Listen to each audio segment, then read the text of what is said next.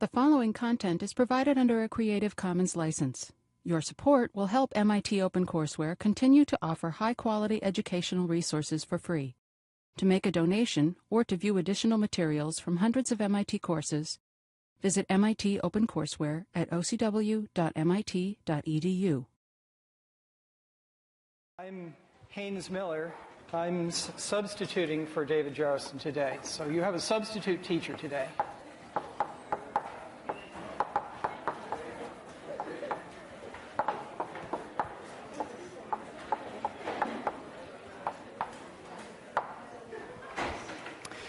So I haven't been here in this class with you, so I'm not completely sure where you are. I think you've just been talking about differentiation, and you've got some examples of differentiation, like these basic examples. The derivative of x to the n is in x to the n minus 1.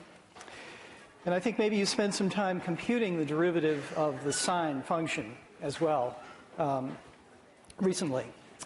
And I think you have some rules for extending these calculations as well. For instance, I think you know that if you differentiate a constant times a function, what do you get? The constant comes outside like this. Or I could write Cu prime is Cu prime. That's this rule, multiplying by a constant. And I think you also know about differentiating a sum.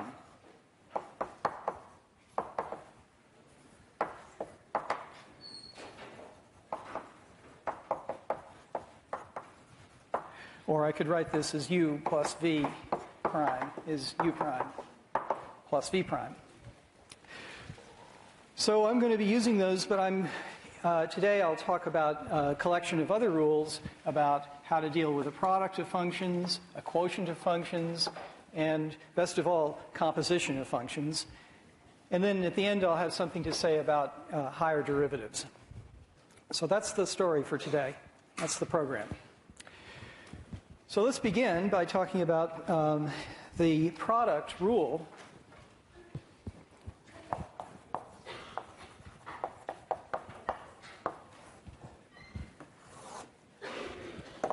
So the product rule tells you how to differentiate a product of functions, and I'll just give you the rule. First of all, the rule is it's u prime v plus u v prime.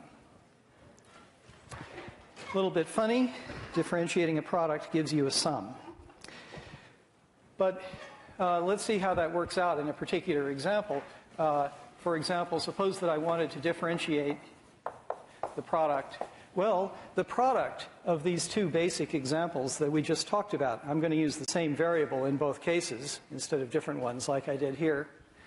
So the derivative of x to the n times sine of x. So this is a new thing. Couldn't do this without using the product rule.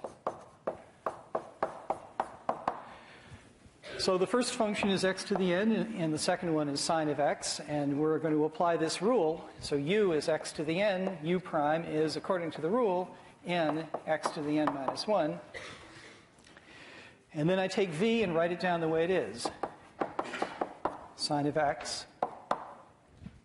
And then I do it the other way. I take u the way it is, that's x to the n, and multiply it by the derivative of v prime. We just saw v prime is cosine of x. So that's it. Obviously, you can differentiate longer products of more things, by doing it one at a time. Well, let's see why this is true. I want to try to show you why the product rule holds. So I think you have a standard way of trying to understand this. And it involves looking at the change in the function that you're interested in differentiating. So I should look at how much the product uv changes when x changes a little bit. Well, so how do we compute the change? Well, I write down the value of the function at some new value of x plus delta x. Well, I better write down the whole new value of the function, and the function is u times v. So the whole new value looks like this. It's u of x plus delta x times v of x plus delta x. That's the new value, but what's the change in the product? Well, I'd better subtract off what the old value was, which is u of x times v of x. Okay. Now, according to the rule we're trying to prove, I have to get u prime involved. So I want to involve the change in u alone by itself. Let's just try that. I see part of the formula for the change in u right there. Let's see if we can get the rest of it in place. So the change in x is u of x plus delta x minus u of x, right? That's the change in x. It occurs, this part of it occurs up here multiplied by v of x plus delta x. So let's put that in too. Now this equality sign isn't very good right now. I've got this product here so far, but I've introduced something I don't like. I've introduced u times v of x plus delta x, right? Minus that. So the next thing I'm going to do is correct that little defect by adding in u of x times v of x plus delta x.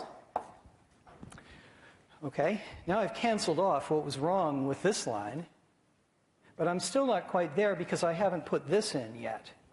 So I'd better subtract off u of x, u times v, and then I'll be home. But I'm going to do that in a clever way because I notice that I already have a u here. So I'm going to take this factor of u and make it the same as this factor. And so I get u of x times this minus u of x times that. That's the same thing as u times the difference.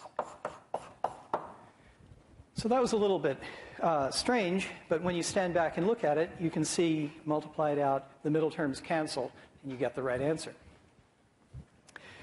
Well, I like that because it's involved the change in u and the change in v. So this is equal to delta u times v of x plus delta x minus u of x times the change in v. Well, I'm almost there. The next step in computing the derivative, take the difference quotient, divide this by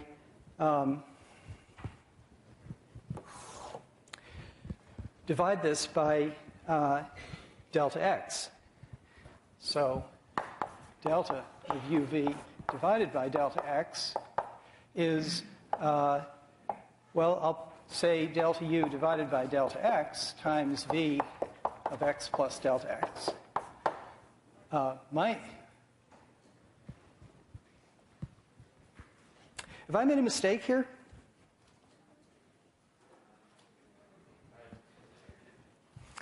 This plus magically became a minus on the way down here, so I'd better fix that. Plus u times delta v over delta x.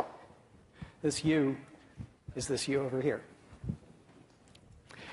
So I've just divided this formula by delta x, and now I can take the limit as x goes to 0. So this, as delta x goes to 0, this becomes the definition of the derivative. And on this side, I get du dx times, now, what happens to this quantity when delta x goes to 0? So I'm getting closer and closer, so this quantity is getting closer and closer to x, so what happens to the value of v? It becomes equal to x of v. That uses continuity of v. So v of x plus delta x goes to v of x by continuity. So this gives me times v, and then I have u times, and delta v delta x gives me dv dx. And that's the formula. That's the formula as I wrote it down at the beginning over here. The derivative of a product is given by this sum. Yeah? How did we get from the first line to the second of the long equation? From here to here? Well, so maybe it's easiest to work backwards and verify that what I wrote down is correct here. So if you look, there's a u times v of x plus delta x there, and there's also one here. And they occur with opposite signs. So they cancel, and what's left is u of x plus delta x times v of x plus delta x minus u times v, and that's just what I started with. But wouldn't the addition and subtraction, I mean, they cancel, right? I canceled out this term and this term, and what's left is the ends. Any other questions, though? Yes?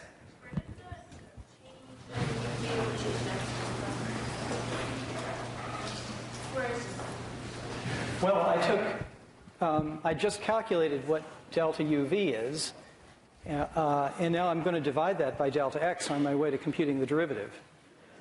And so I copied down the right-hand side and divided by delta x. I just decided to divide the delta u by delta x and the delta v by delta x.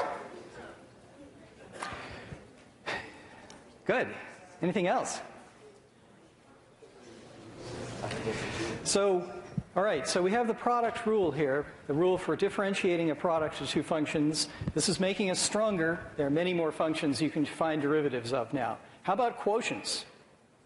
Let's find how to differentiate a quotient of two functions.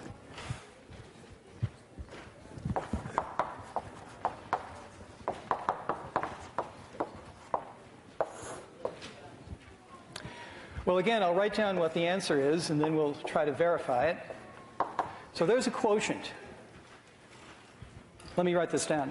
There's a quotient of two functions. And here's the rule for it, so I always have to think about this and hope that I get it right. U prime v minus uv prime divided by v squared. This may be the craziest rule you'll see in this course, but there it is. And I'll try to show you why it's true and see an example. Yeah, there was a hand. Sorry? What letters look the same? U and V look the same? I'll try to make them look more different. The V's have points on the bottom. The U's have little round things on the bottom. What's the new value of U? The value of U... The value of u at x plus delta x, it's u plus delta u, right? That's what delta u is. It's the change in u when x gets replaced by delta x. And the change in v, the new value of v is v plus delta v. So this is the new value of u divided by the new value of v. That's the beginning. And then I subtract off the old values, which are u minus v. This will be easier to work this out when I write it out this way. So now I will cross multiply, as I said. So I get uv plus delta u times v minus, now I'll cross multiply this way, you get uv minus u times delta v. And I divide all this by v plus delta v times u. Okay. Now the reason I like to do it this way is that you see the cancellation happening here. uv and uv occur twice, and so I can cancel them. And I will. And I'll answer these questions in a minute. Ooh, that's a v. All right. Good. Anything else? That's what all the hands were. Good. All right, so I cancel these, and what I'm left with then is delta u times v minus u times delta v, and all this is over v plus delta v times v. Okay, there's the difference. There's the change in the quotient. The change in this function is given by this formula. And now, to compute the derivative, I want to divide by delta x and take the limit. So let's write that down. Delta of uv divided by delta x is this formula here divided by delta x. And again, I'm going to put the delta x under these delta u and delta v, okay? I'm going to put delta x in the denominator, but I can think of that as dividing into this factor and this factor. So this is delta u over delta x times v minus u times delta v over delta x, and all that is divided by the same denominator, v plus delta v times v. Right? Put the delta x up in the numerator there. Next up, take the limit as delta x goes to 0. I get, by definition, the derivative of u divided by v. And on the right-hand side, well, this is the derivative du dx, right? Times v, and then u times, and here it's the derivative dv dx. Now, what about the denominator? So when delta x goes to 0, v stays the same, v stays the same. What happens to this delta v? It goes to 0 again because v is continuous. So again, delta v goes to 0 with delta x because they're continuous, and you just get v times v. I think that's the formula I wrote down over there. The derivative of u times v minus u times the derivative of v, and all divided by the square of the old denominator. Well, that's it. That's the quotient rule. Weird formula. Let's see an application. Let's see an example. So the example I'm going to give is pretty simple. I'm going to take the numerator to be just 1. So I'm going to take u equals 1. So now I'm differentiating 1 over v. The reciprocal of a function, 1 over a function. Here's a copy of my rule. What's du dx in that case? U is a constant, so that term is 0 in this rule. I don't have to worry about this. I get a minus, and then u is 1, and dv dx, well, v is whatever v is. I'll write dv dx as v prime. And then I get a v squared in the denominator. So that's the rule. Minus, I could write it as v to the minus 2 v prime. V minus v prime divided by v squared. That's the derivative of 1 over v. How about an even a sub-example of that?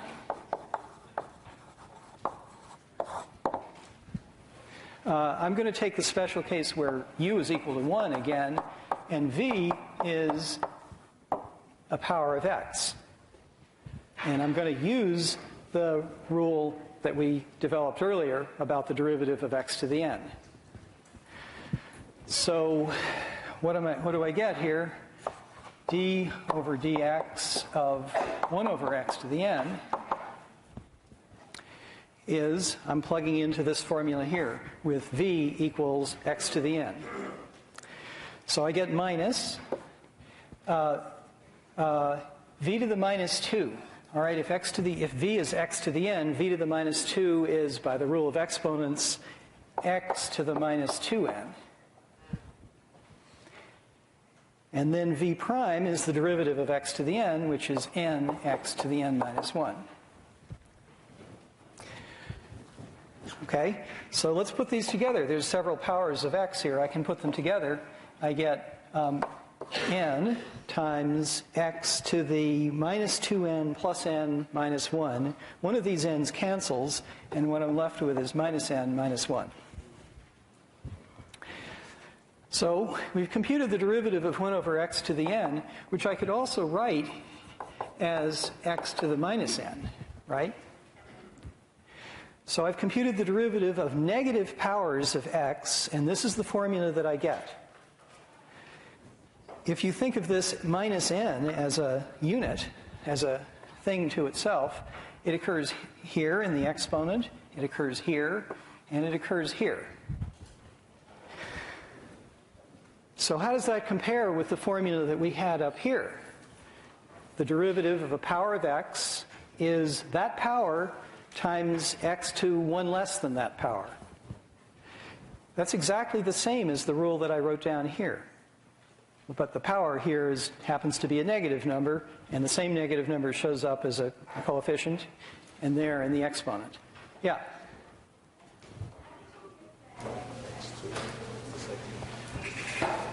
How did I do this?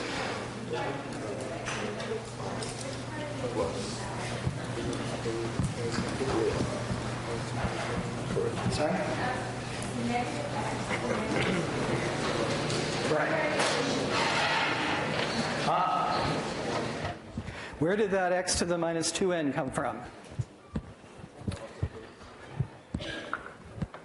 So the rule, I'm applying this rule. So the denominator in the quotient rule is v squared. And v was x to the n. So the denominator is x to the 2n. And I decided to write it as x to the minus 2n.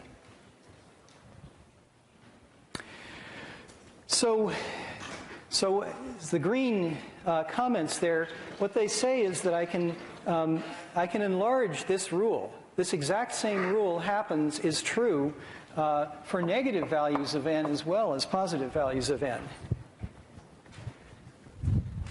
So there's something new in your list of rules that you can apply, of values of the derivative. That standard rule is true for negative as well as positive exponents. And that comes out of the quotient rule. Okay, so we've done two rules. I've talked about the product rule and the quotient rule. What's next? Let's do the chain rule. So this is a composition rule.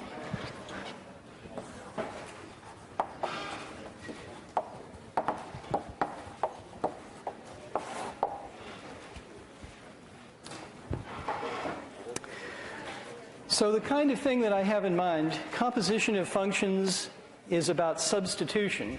So the kind of function that I have in mind is, for instance, y is the sine of t raised to the 10th power. That's a new one. Haven't seen how to differentiate that before, I think. This kind of power of a trig function happens very often. You've seen them happen as well, I'm sure, already. And there's a little notational switch that people use. They'll write sine to the 10 of t. But remember that when you write sine to the 10 of t, what you mean is take the sine of t and then take the 10th power of that. That's the meaning of sine to the 10 of t. So the method of dealing with this kind of composition of functions is to use new variable names.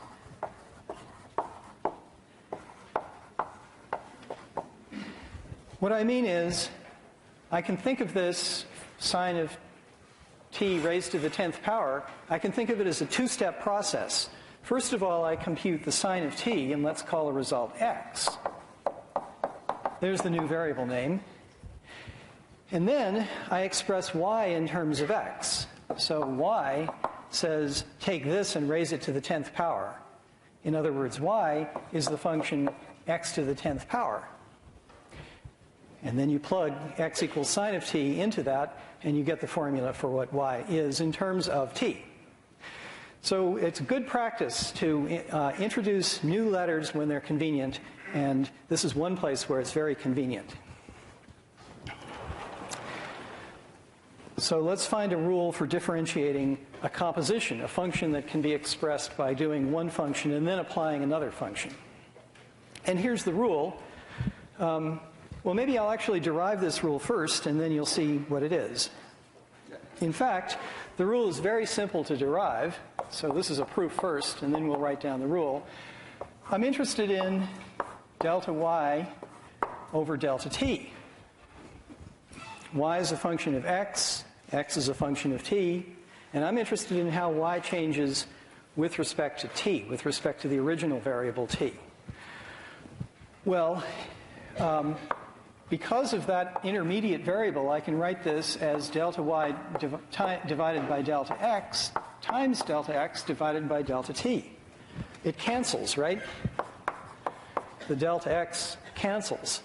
The change in that intermediate variable cancels out. This is just basic algebra. But what happens when I let delta t get small? Well, this gives me dy dt.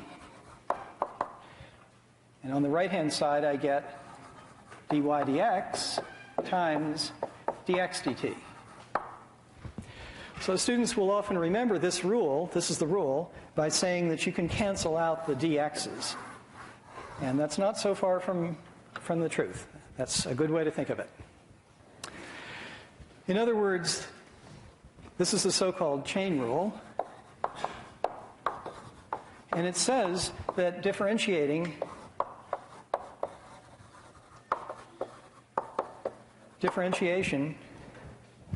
takes of a composition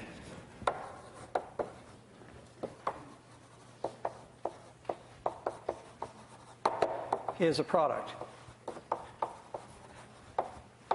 It's just the product of the two derivatives. So that's how you differentiate a composite of two functions. And let's just do an example. Let's do this example. See how that comes out. So let's differentiate. What did I say? Sine of t raised to the 10th power. Okay, there's an inside function and an outside function. The inside function is x as a function of t. That is, this is the inside function, and this is the outside function.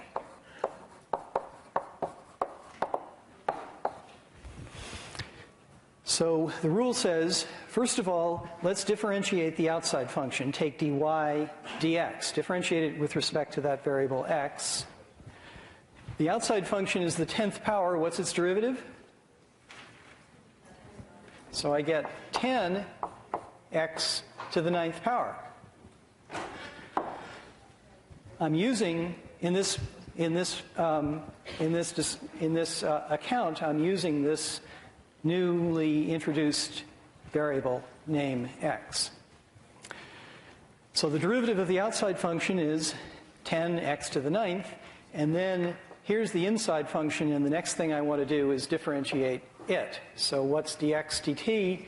D sine t, the derivative of sine t, all right, that's cosine t.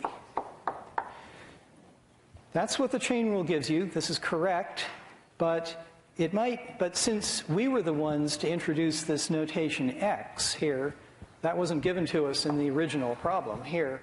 The last step in this process should be to substitute back in what x is in terms of t. So x was sine of t, so that tells me that I get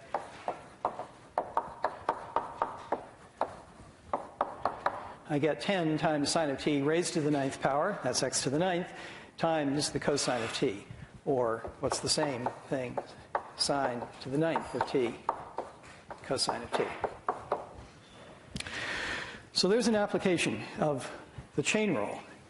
You know, people often wonder where the name chain rule comes from. I was just wondering about that myself.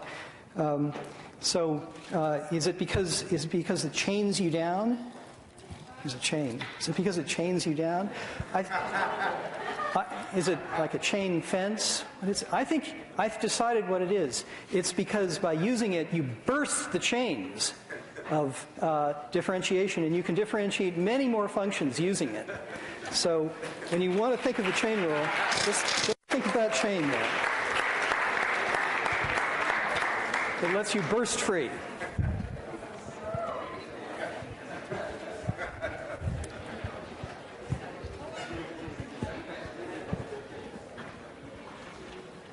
Let me give you another application of the chain rule.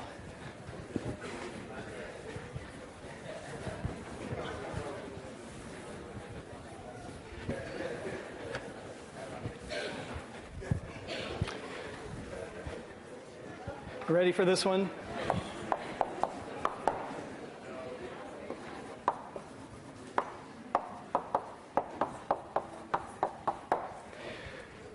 So I'd like to differentiate the sine of 10t.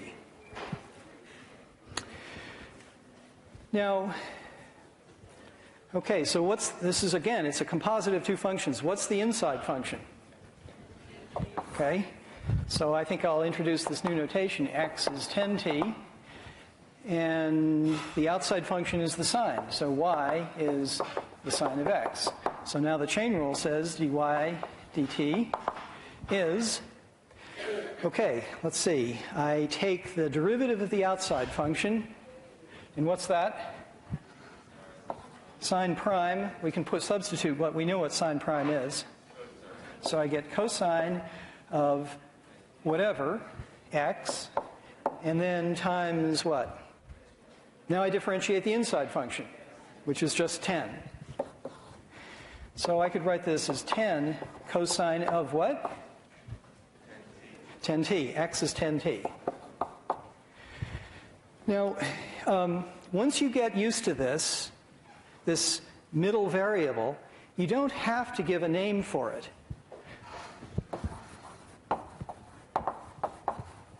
You can just think about it in your mind without actually writing it down. d of sine of 10t, I'll just do it again without introducing this middle variable explicitly. Think about it. I first of all differentiate the outside function, and I get cosine, but I don't change the thing that I'm plugging into it. It's still x that I'm plugging into it. X is 10t. So let's just write 10t and not worry about the name of that extra variable. If it confuses you, introduce the new variable and do it carefully and slowly like this. But quite quickly, I think you'll get to be able to keep that step in your mind. I'm not quite done yet. I haven't differentiated the inside function. The derivative of 10t is 10. So you get, again, the same result. A little shortcut that you'll get used to. Really and truly, once you have the chain rule, the world is yours to conquer. It puts you in a very, very powerful position. Okay, well, let's see. What have I covered today? I've talked about product rule, quotient rule, composition. I should tell you something about higher derivatives as well. So let's do that.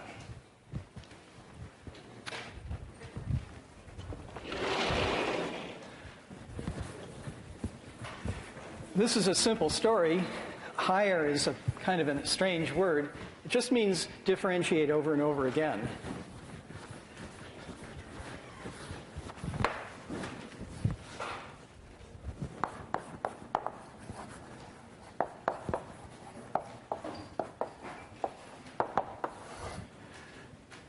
All right, so let's see. If we have a function u, or u of x, please allow me to just write it as briefly as u.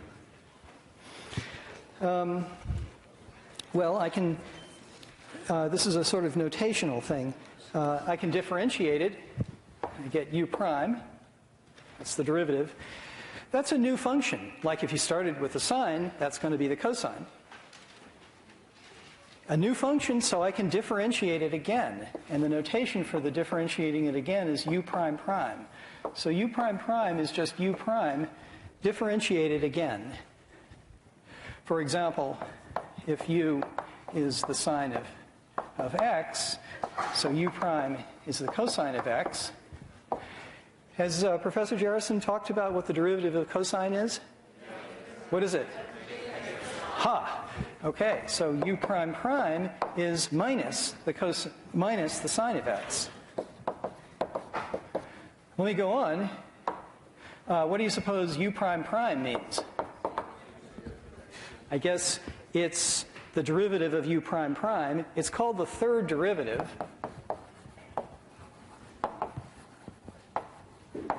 And u prime prime is called the second derivative. And it's u prime prime differentiated again. So to compute u prime prime prime in this example, what do? I differentiate that again. There's a constant term, minus 1, constant factor. That comes out. The derivative of sine is what? Okay, so the u prime prime is minus the cosine of x. Let's do it again. Now, after a while, you get tired of writing these things, and so maybe I'll use the notation u upper 4. That's the fourth derivative. That's u prime prime prime prime, or it's u prime prime prime differentiated again, fourth derivative. And what is that in this example? Okay, the cosine has derivative minus the sine, like you told me, and that minus sign cancels with that sign, and altogether I get plus the sine of x. That's pretty bizarre. When I differentiate the function sine of x 4 times, I get back to the sine of x again. That's the way it is. Now, this notation, prime, prime, prime, prime, and things like that, there are different ways of, there are different variants of that notation. Other notation, for example.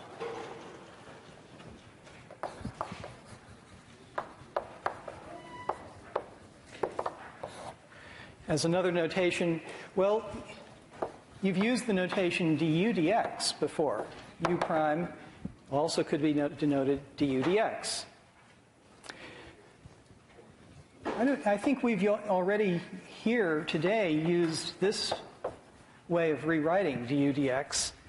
I think when I was talking about ddt of uv and so on, I pulled that d divided by dt outside and put whatever function you're differentiating over to the right. So that's just a notational switch. It looks good. It looks like good algebra, doesn't it?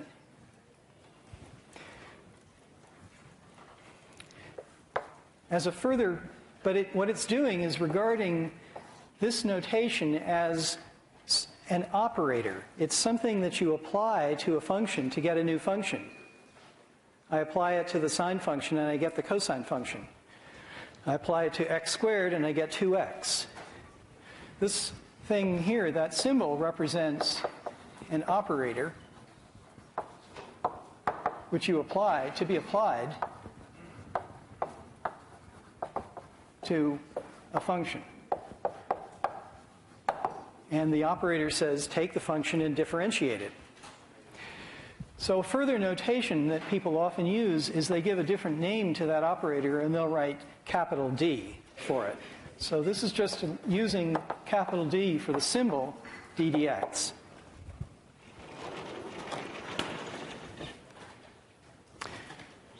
So in terms of that notation, let's see. Let's write down what higher derivatives look like.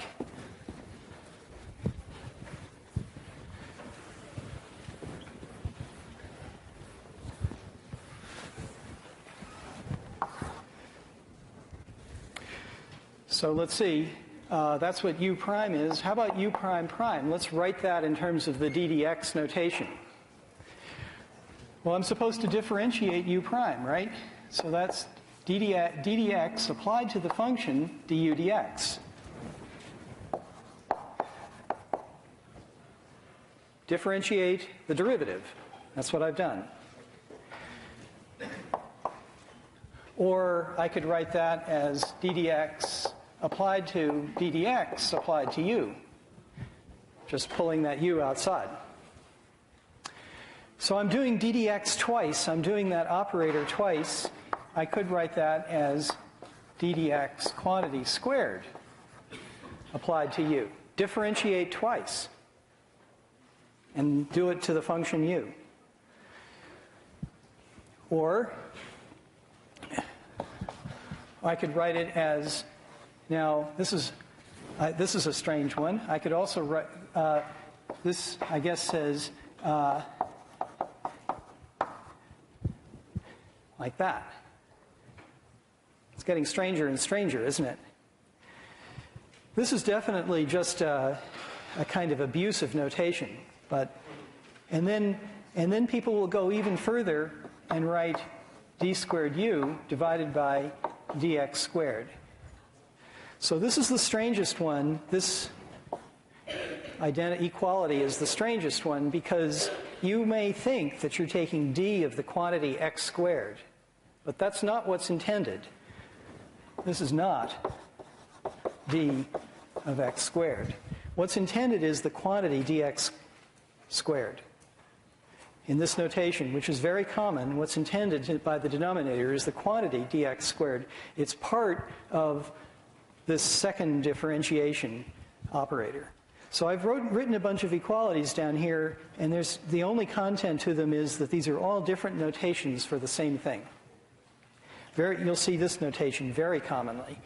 And so, for instance, the third derivative is d cubed u divided by dx cubed, and so on.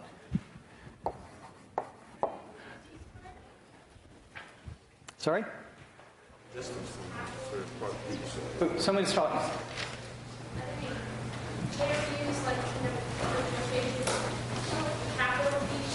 Yes, absolutely. Or an equally good notation is to write the operator, capital D, done 3 times to u. Absolutely. So I guess I should also write over here when I was talking about d squared, the second derivative, another notation is do the operator, capital D, twice. Let's see an example of how this can be applied. I'll answer this question.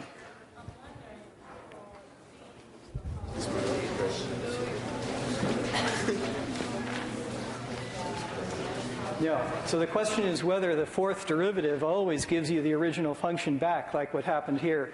No, that's very, very special to sines and cosines. Right? And in fact, let's see an example of that. I'll do a calculation. Let's calculate the nth derivative of x to the n.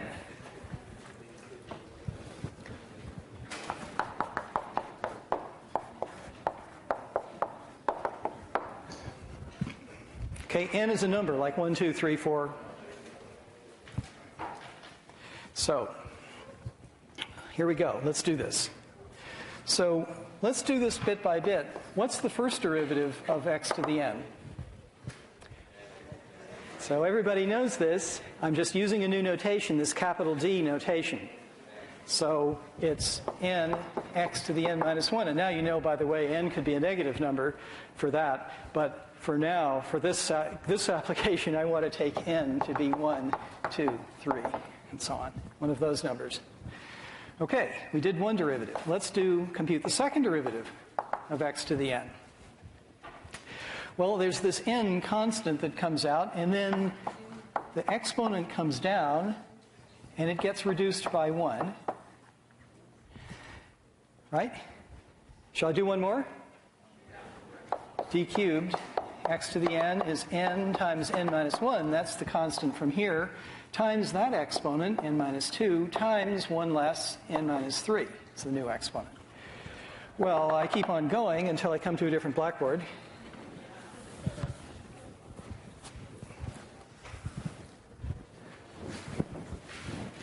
Now, I think I'm going to stop when I get to the n minus first derivative so we can see what's likely to happen. So when I took the third derivative, I had the n minus third power of x. And when I took the second derivative, I had the second power of x. So I think what will happen when I have the n minus first derivative is I'll have the first power of x left over. The powers of x keep coming down. And when I've done it n minus 1 times, I get the first power. And then I get a big constant out in front here, times more and more and more of these smaller and smaller integers that come down. What's the last integer that came down before when I got x to the first here? Well, let's see. It's just 2, because this x to the first power occurred as the derivative of x squared, and the coefficient of that is in front of that is 2. So that's what you get. The numbers n, n minus 1, and so on down to 2 times x to the first. And now we can differentiate one more time and calculate what, this is x to the n, and calculate what dn x to the n is. So I get the same number, n times n minus 1, and so on, times 2, and then I guess I'll say times 1, times, what's the derivative of x to the 1? 1. So times 1, if you like, times 1, where this 1 means the constant function 1.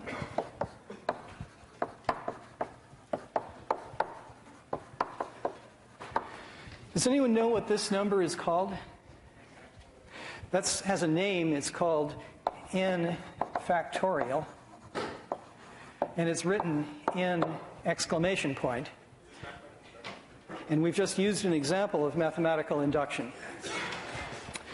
So the end result is dn x to the n is n factorial constant. Okay, that's a neat fact.